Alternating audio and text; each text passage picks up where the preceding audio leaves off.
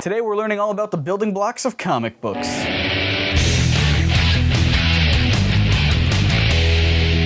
Welcome to Comic Misconceptions, the show that takes you into detail about the things you think you know about comics. I'm your host, Scott Niswander, and for Christmas I asked for a book called the Lexicon of Comicana by Mort Walker. It's actually a really quick read, but man, is it super interesting and very hilarious. There are lots of parts that had me laughing out loud like a crazy person. Chapter 5 alone is a really funny how-to section about how to do some of the most basic things, like how to hold a pen, how to draw faces and ears and feet, and for some reason the one that had me laughing out loud the most was how to draw word balloons. But we're going to be getting into chapter 2, which is all about symbols and shapes that you didn't know had names but have been in comics and are still pretty fundamental in comic books today. Starting with last week's trivia challenge, which was, what is it called when profanity is replaced by symbols in comics? Derek, high fashion Reed, went above and beyond and wrote both grawlixes and profanotype, which are both acceptable answers. I also would have accepted maledicta, which is more of a general term for it, and of course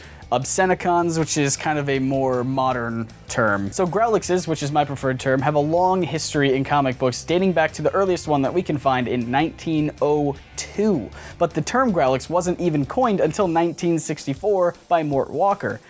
But if we look back then, it kind of appears different than how we know today. So back then, grawlixes were kind of a subgenre of maledicta, which is an all-encompassing term for replacing profanity with symbols. You have your jarns, which are spirals, quimps, which are planets or other astronomical symbols, niddles, which are stars, and grawlixes, which are just scribbles. Over time, grawlix has just become the more general term for all of that. Also, not that I need to plug his channel, but Michael at Vsauce did a really cool video a couple months ago about bad words, and it mentions the Lexicon of Comicana and grawlixes and all that, so go check it out, link in the description. But we're just getting started though.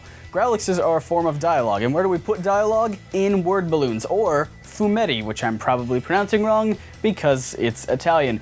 The first fumetti that we can find dates back all the way to the 16th century. And I'm sure you know of thought bubbles. Well, those are actually called cumulus balloons, although nowadays, most comic book characters just think in color-coordinated rectangles. A manta is kind of an all-encompassing word for nonverbal communication from things and people. So if something is hot, it might give off an endotherm. If it's really hot, like the sun, it will displace soul rads. A waft arome helps us see if something is giving off an aroma. And if you have something brand spanking new, show it off with a few neoflex. Plewds are a way of showing that a person is nervous about something. They're the little drops of sweat that spray out of your face. If you want to show that something is shiny, you can use a leucoflect. Shiny?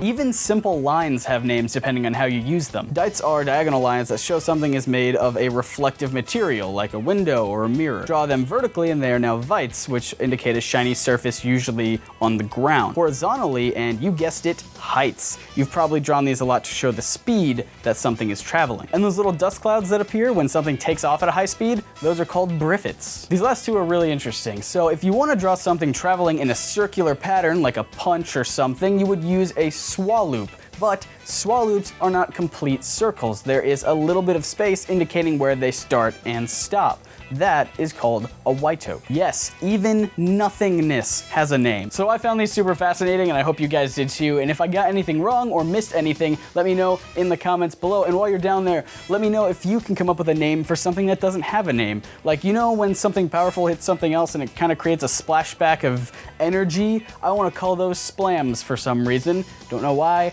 but I do. So leave some interesting comments below and we'll talk about it next time. And right now we're just gonna move on to the weekly trivia challenge. So the next episode that I hope to get out faster will be another top 5 episode, because I've lost track of what episode we're on at this point, and I think that I just want to do another one of those. We're still working the kinks out with the everything. But we're going to be talking about vehicles. There have been so many vehicles in comic books, you guys, from the Batmobile, the iconic Batmobile, of course, the X-Men's Blackbird. I loved that thing as a kid. It was my favorite, but we're not going to be talking about the greats. Oh no, we're going to be talking about the worst vehicles in comic books, in my personal opinion, starting with this week's trivia challenge, which is, which vehicle came into existence when a superhero struggling for rent signed an advertising deal with Corona Motors? If you think you know the answer or just want to leave your best guess, you can do so in the comments below. So get started on the weekly trivia challenge.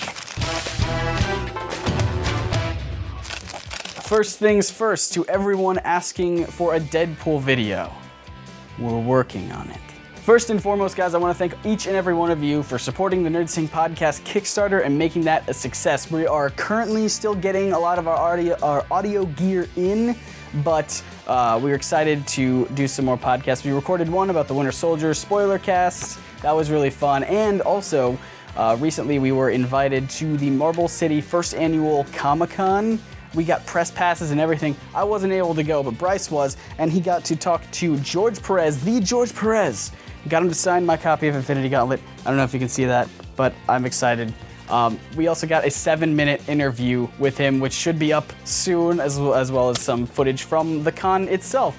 Big things are happening, guys, and I love it. And it's all thanks to you. Also, a big shout out and thank you to Seymour, who's helping me edit these videos. So thank you so much. It's a huge help. And everyone, if you enjoy these last couple videos, give this video a thumbs up to show your support. As always, you guys, if you liked what you saw today, please subscribe to NerdSync Productions right down there. And you can also like us on Facebook, follow us on Twitter. We're on all the social media stuff. Just search NerdSync and you'll find us. But I do want to leave you with a quote from the end of the Lexicon of Comicana by Mort Walker.